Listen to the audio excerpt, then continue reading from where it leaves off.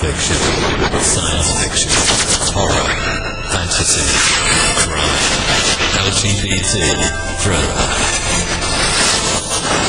You have now entered the House of Mystery. Welcome back into the House of Mystery. I'm Al Moore, and so we've got Mr. Michael Hawley in the house today. Greetings, Al. Well, there we go. And you're getting your Halloween already. You're getting your Halloween game on, and it's only September. Yeah, and we call it Halloween around here. And then, because I have so many things, I have to start earlier and earlier. So, yeah, do you win anything for doing all that? A smile or two. The neighbor kids love me. You know, trick or treating's gone up, but I go crazy. Yeah. Someone's got it. Well, yeah. How long does it take you to get it all cleaned up? Probably about a month. I mean, it's a lot of, I build most of these monsters, except the skeletons. I buy those. But, like my Jeepers Creepers guys, that's the fun part, I think, enjoying that. I thought you got the skeletons out of the graveyards, but... Yeah, and a couple people, it's like some neighbors that didn't want to leave, so I used them, like the skeletons kind of take them, so they're part of the whole scenery now. Yeah, now we see how it's done. Well, you've got an author waiting, and he's got a new book called The Salvation of Henry Maxwell. So joining us is Lee Lindauer. So thank you for being here, Lee. I appreciate it. Thanks for having me on the show. So Lee, this isn't your first book. How did you get into writing? Like, what led you down that road? Did someone hurt you, or? I don't know. It could be a little bit of stupidity, but I think it was more of looking at things out there book-wise and then saying to myself, well, somebody wrote these things. Why can't I give it a shot? And that was years ago when I was still working full-time. And so I started fiddling with it and tried to learn the trade a little bit. And I think we're all still trying to learn the trade, but I've enjoyed it, but it's a lot of hard work, but it's also very satisfying. So it kind of got me going, my juices flowing back then, and they're continuing to go a little bit. So that's where we're at today. So what leads you into a story like this, like Henry Maxwell? So what got you on to writing this story? Well, I was hate to give my age away, but I'm kind of a product of as a kid in the 60s. And I don't know if you folks remember going to those Saturday matinees back in those days, maybe a little later, but mainly in the 60s. And that was back in the B-movie era when they had those double features. Oh, yeah. And you'd have they'd usually be some kind of weird movie. I mean, they went through phases, but a lot of the first part of the phases that they did were there was gothic horror movies, with the great Vincent Price and those folks and some of the Hammer films and so forth. And I used to go to those things on a Saturday matinee and gobble up some candy bars and Coke and that kind of stuff and just be a stupid teenager, but I loved them. And I remember those days. Later on, a few years back, that memory came back to me, and I thought to myself, well, there must be a book in there somewhere. I don't think anybody's really written something about those days. So that's how Henry Maxwell kind of popped up. Right. So Henry Maxwell, when we talk about that story, where did that character come from? I mean, you kind of sort of based it out, but you take that off of a person you've met or known. Like, how do you get the characteristics of Henry into the page? Well, I mentioned Vincent Price. I think I kind of modeled him after him a little bit. And in the book, there's other characters that might be modeled after a couple of those other actors back then. But, Vincent was a terrific actor, and, he could do the horror thing pretty well, the gothic end of it pretty nicely. So I modeled it after him, but I didn't want him to be Vincent. In fact, in the book, back in those days, Henry would do movies in the gothic realm, and so would Vincent, and they would be good friends, though. They would communicate, and it was all good competition between the two. So that's kind of the model that I had, but it's not. He doesn't look like him. That's it's just kind of that character that we all remember from those days. So what's the premise of this story, just so listeners can catch on what happens in the book? he's much. I mean, he's 85 years old, so that the 60s were when he was making all those movies. He was very successful at it. He now is an older fellow, but back then his wife not mysteriously, she died suddenly, and it grieved him tremendously. At the last movie he was doing, he walked off the set, so they never finished the last scene. So we're coming, 40 some years later, and he's now experiencing extreme depression, hallucinations, and thoughts of suicide. So, and why he had lasted those 40 some years without all of a sudden this happening is a mystery, but it had to do with an accident he had 2 or 3 years before the present time now with him. He's thinking he's seeing his wife's ghost in his garden. He feels that she's calling him from the grave somehow. So his whole thing now is to try to end up spending eternity with her, and that's his focus as this story goes on. Of course, there's other situations in the story that pop up, and he's shadowed by a young attorney who's been a court-appointed conservator of him because he can't handle his affairs. And then you got another fellow, a professor of film studies, who gets involved studying his films and really studying the one film that he never finished, and why didn't he finish it. So that's kind of the mystery of what goes on here.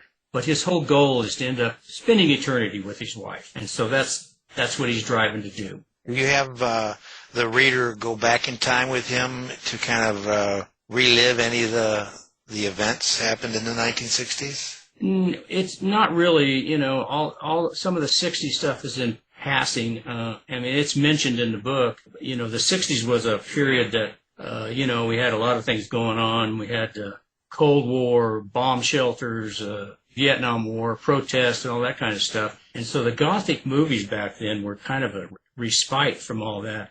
They were a good escapism, so it was a good balance. And I guess if you want to try to compare that to today, I wish we could find a good balance, because we've got kind of a screwed up world right now.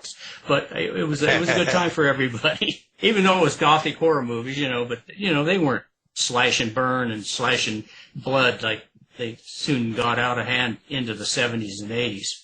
I was going to say, I'm glad that they resolved all the issues from the 60s, and we don't have any problems now. They've done a great job. We're very, very proud of them. So whose point of view are you writing this from? Henry's point of view? Yeah, he's the main character. It's third person writing.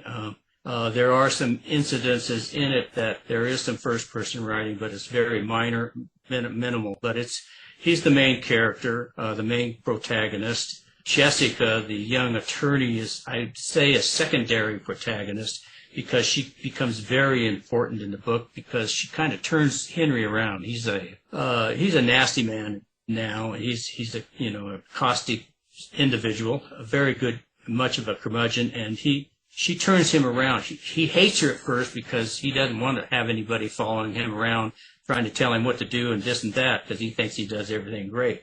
But as the novel goes on, he begins to change his mind on her. And the reader will see that very apparent as they get through the book. Kind of sounds like Michael, old curmudgeon, 85. That's what happens after a while, Al. When you get older. So. Happens to the best of us, I think. I'm not sure. We'll find out. So, I'm a couple months older than Al, so I've got a couple months on him, so that's a lot of wisdom there, Al. Yeah, terrible a lot. Jessica, so how do you like writing from a point of view of a female? Like, do you do something different? Do you have a different approach? Well, you know what? I enjoy writing about women in their POV. The first two books I wrote were women protagonists. I think I tried to learn a lot about women by trying to stick with a woman protagonist. So I don't know if I learned a lot or I didn't learn a lot, but it was good. It's a good experience to do that. But I enjoy, I think, seeing something from a woman's side of the spectrum from a man is hopefully I've done it well. I don't know. Do you have a female beta reader? No, I don't. Oh, yeah. Well, yeah, I do. My wife, but she's always right. I'm always wrong. So there you go. We must be married to the same person. Yeah. Yeah. Either that or there are a bunch of sisters out there that are from the same family. I don't know. So how do you put together the dialogue? Like how is it you can, what's your method of making dialogue work between different characters? That's one of my failings according to my wife, but I think after working with it through several drafts, you start to eventually get into each character as you're trying to write their dialogue. And it starts to come together. I mean, it is a tough thing to do, but you have to look at each individual and put your head into their head and think, okay, this guy's a Chinese guy, so he's got to have a little bit of something that tells people that he's Chinese, or, he's a curmudgeon like Henry here, so he's got to be nasty and talk like somebody that is, you don't want to hear from him because they're going to tell you what everything's really about. But, you start to learn as you go through and you develop, after you've developed their personalities, I think the dialogue starts to come along. And I think it does so in this book pretty well. Do you actually hear your characters, or do you see them like a movie? Or are you that type of writer, or what's your process with your characters? Do you relate to them, or? Yeah, I think so. I kind of see them as a movie. In this book, I tried to really bring out the emotions of these people, especially Henry and Jessica. And if you can bring out the emotions, I mean, when I get emotional, I can sit there and have a tear in my eye and this kind of stuff, or I can have rambling rage and that kind of stuff. But I think if you can let your emotions show through these characters, then I think you're doing your job right, because we all have emotions, good or bad. And if somebody says they don't have any, then they're bottling up something that's probably not too healthy for them. So you got to feel for these characters. You got to feel what they're feeling. Now, you have an engineering background, don't you? I do. So that's hard, because the engineers I know, yeah, are they connected to their emotions? I'm not sure, but this is good. Yeah, that's a very good point. And it's like engineers are nerds. They don't have any emotions. They just have that little pocket protector with pins in it and a slide rule or something like that. But I think we all have emotions. It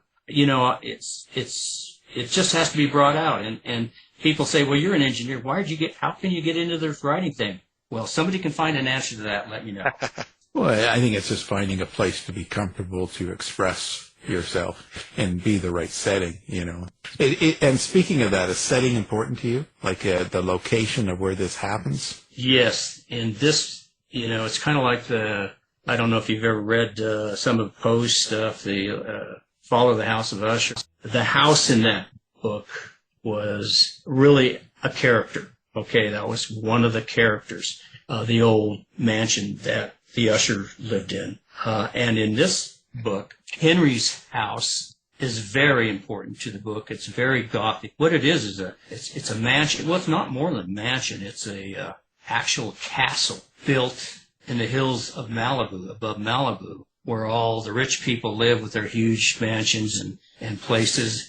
But this one's an actual castle. It looks like you're on the other side of Transylvania as you're driving up to see it. So I wanted to develop something that was unusual and that kind of fit the character of Henry, because he was a former horror movie actor. And he loved living in this old house because it just brought out his acting ability more. So, yeah, the setting of this is very important, and it's probably one of the keys to the whole book. You actually have him sleeping in a casket. Well, not quite yet. If you get into the book, you might see something like that later on. So did he build the house, have it built, or was this old before he got to it?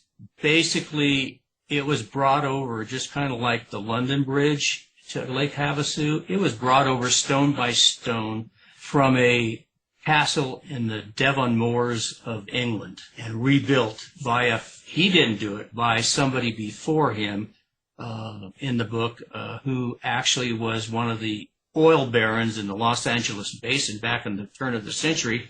And he made a lot of money, so he was from England, and he brought this thing over stone by stone and had it rebuilt. That's pretty amazing. That's great that you have the detail in your mind and that to go through all that, because that makes it very realistic, you know. Well, that's part of the thing I like doing is probably maybe sometimes more than the writing. I like to do the research and try to figure these things out from a research perspective. You learn a lot and you see which way to go. But I enjoy doing that. And then sometimes some of these things pop into your head after you're doing that research. I don't think I originally was saying it was a castle brought over here from England, but then that kind of fell into place, and I said, that's kind of a neat idea. We'll see how that works. So there we are. Yeah, that's cool how it just develops in that sort of way, you know. Yeah, yeah. Do you sort of have a meaning underneath the story, like underneath the entertainment of the book and the characters and all that? Is there something you hope the reader takes away from the book, or is it purely entertainment? Well, it's entertainment, but no, there's always maybe a hidden theme or something in the book. In this one, there's a lot of emotion that builds up as the book goes forward, and you see how people can change, how they can go from being a nasty SOB like Henry to somebody at the end who finally realizes that somebody loves him now again after his wife had been gone all those years, and he starts to treat people with empathy.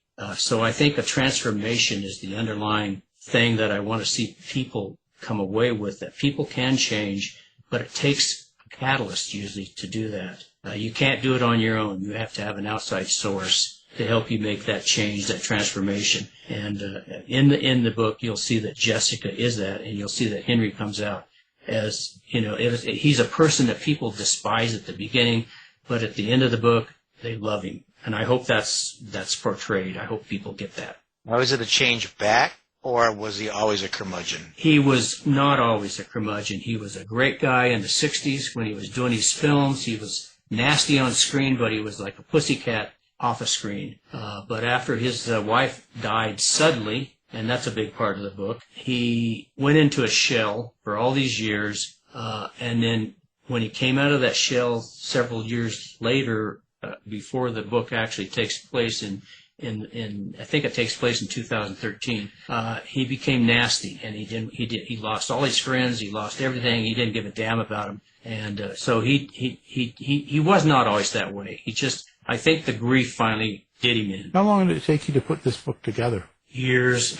I wish I could say I was a fast writer. I'm not a natural writer. I can't write fast. I have to take my time at it. And some of the other big time authors like James Patterson and all those people, they put out a book every 3 months or something. I don't know, some kind of ridiculous thing. But they have a corporate structure, so I have to do it the old-fashioned way. I have to write it myself and rewrite it and keep rewriting it. And I think this probably took me from start to finish to maybe a year ago. It took me probably 4 years to actually get it to where I wanted it. So it's a time-consuming thing. You knew to pull the trigger at this time, or was there some reservation saying maybe I should wait a little bit, maybe I can fix more? You always think that, but you can always keep fine-tuning it, but there's got to be a point that you say, I think I've got it where it needs to be. I know I could take another 6 months and change this and that a little bit to make it better. But what's the point? You've got it to a point that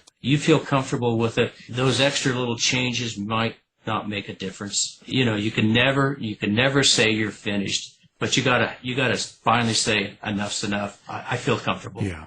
There's got to be a point because, no matter what, because even now I can look back at books I've done years ago, and if you go back and reread something, you always want to make changes. Oh yeah. Even now, because we evolve as people, and so things, you read it, it sounds different. That's a very good way of putting it. That I agree on that. Yeah. One thing I had to change was when I first wrote one of my fiction novels, it was the time of Blackberrys, so I had to switch it to iPhones. So one of the authors that I really I got to know a little bit from the Thriller Fest thing, and is Steve Barry, who writes a lot of thrillers, international type thrillers, and I got to like his writing, and I the first two books, I kind of try to follow his formula on that. But he had one of his books talking about his agent who finally got a Blackberry, and she was just hot stuff. And that was way back when, oh my God, Blackberries, what the hell is that?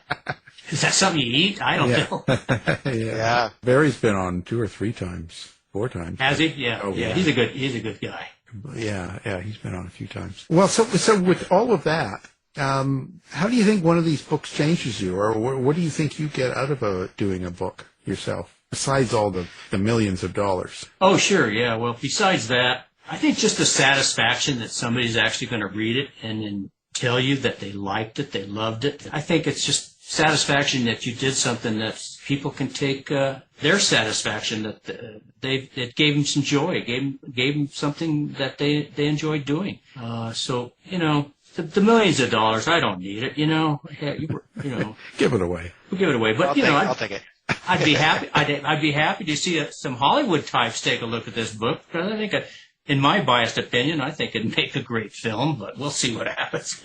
Would you make a screenplay out of it then? I've never written a screenplay. I don't know where to start, but I think it'd be fun to be involved in that process. The big difference for me was, when you write in past tense, Johnny did this or whatever. Right. Screenplays are present tense, and that really mess with my brains. It does. And I think we all as writers get messed up on that. When you're actually writing something like this, you'll go into a paragraph and all of a sudden you'll reread it and say, how did I switch into present tense all of a sudden? It's hard to keep straight sometimes. Yeah. Thank God we're not doing second, what is that, second point of view, or the second person? Yeah. Oh boy. Yeah. No. And one of our old co-hosts, Eric, writes and does screenplays. He's done 300 or something, and he. Oh wow. He does them really well. He does them without thinking, and I'm just amazed by it. He just thinks life in a screenplay. Do you know what I mean? That probably takes quite a different thought process, though. Oh yeah. It's like writing a play in some respects, but.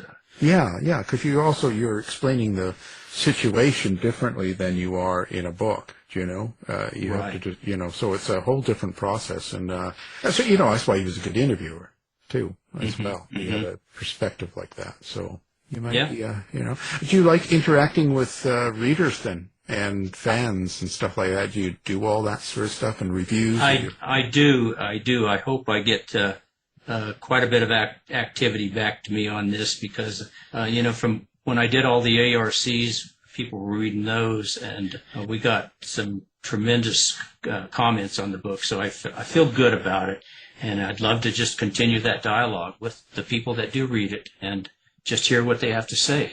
It's fun to hear that. Yeah, it's good, within a certain limit. So listen, do you do social media? Do you have website? All of those sort of things. How do readers contact you or find you or interact with you? Well, the best way to do that probably is to go to my website, which is www.leelindauer.com. And if they don't know how to spell that, I'll spell it out for them right now if they can remember these. It's pretty simple, actually. It's Lee, L-E-E. That's pretty simple. And then Lindauer is actually simple, too. It's Linda. You know how to spell Linda, then add a U-E-R. It's the German ending. So it's Lee Lindauer, Lindauer, .com. And that'd be the best way for them to get a hold of me or take a look at the book and check out more on Henry Maxwell. And they can also go to, some of the outlets and look at the book. Just type my name in or type in The Salvation of Henry Maxwell and I'll pop up. But the best thing they can do is go to the website and learn a little bit more about me and learn more about this book and the other books. Is it available now? It's going to be available. It's available pre-order, but it is available the 18th, which is in 2 more days. So yeah, it's available. It's been available as a pre-order, but in the 18th of this month, it should be available at all those outlets, Barnes & Noble, Amazon, Books A Million, several of the other outlets. I think you can even get it on Walmart. I don't know. It's everywhere. Well, we'll have everything up on our website, too, so people can find it easier that way, or if they need to go back and look. Well, I do appreciate that. Yeah. Yeah. So do you think about the reader when you're writing the book? Are you thinking about what they would think? Like, you know what I'm saying? Like, so when you're writing an action scene, or you're writing something that happens, or a character doing something, does it cross your mind, oh, what would my reader or fan think of this? Because you've written probably doesn't cross my mind as often as it should. That's why I have my wife. She comes in and reads it after I've done it, and just takes that red pen and marks the hell out of it. But that's a good thing to do. Is you should be thinking of the reader. You should be thinking of what they're going to think when they read that passage. Like I said, I don't do it. I don't think about it as often, because I'm more thinking of the action or the dialogue, which we're trying to keep going. It's tough to do, but yeah, that's a good point. Is to try to keep that in mind when you're really into a section. So. Yeah. I think it's good to have it in mind. I think it's also good the way you do it, because you'll get the full expression of your action scene or whatever's going on out. And then you can have someone kind of moderate and say, oh, this is the kind of reaction they have, and that gives you a perspective, right? Yeah, you've got to have some readers read this stuff. You've got to be critiqued as you're doing it. That helps for sure. Oh yeah. Who would you have play Henry Maxwell if you were doing a movie or a series or some sort of thing? Robert De Niro. Oh, there you go. I had a comment back from a reader who read the book already, and she had her thoughts were the English actor Nighy, is that his last name? Can't remember his first name. And Michael Caine. I'm not sure Michael Caine would work. He's a little older right now, but I think Robert De Niro would be a perfect one. I originally was thinking Jack Nicholson. That'd be great. No, he's done acting. He doesn't need to do this, but Robert De Niro would be my pick. Yeah. Well, if he's not available, you can always ask Michael there. He's... Yeah. There you go. Exactly. Now, Henry Maxwell is 85 years old, right? That's yeah, correct. well, that's you could pass. It can dress you up really well. Yeah, it wouldn't take much. It really wouldn't. Yeah. We're slumping over already. Just Yeah. Oh, yeah. There you go. But my cane is not from a wealthy person, so I have to get a new cane. Yeah. Well, there you go. Yeah, you're going to have a cane. Yep. Mm-hmm. Well, we appreciate it. Now, the book, The Salvation of Henry Maxwell. And don't miss it. Our guest is the writer, Lee Lindauer. Thank you for being on the show. Hey, appreciate it. It's been a lot of fun. Oh, nice speaking with you. Nice speaking to both you folks. This has been a production of the House of Mystery Radio Show. To find out more about our show, guests, or hosts, go to our website at houseofmysteryradio.com.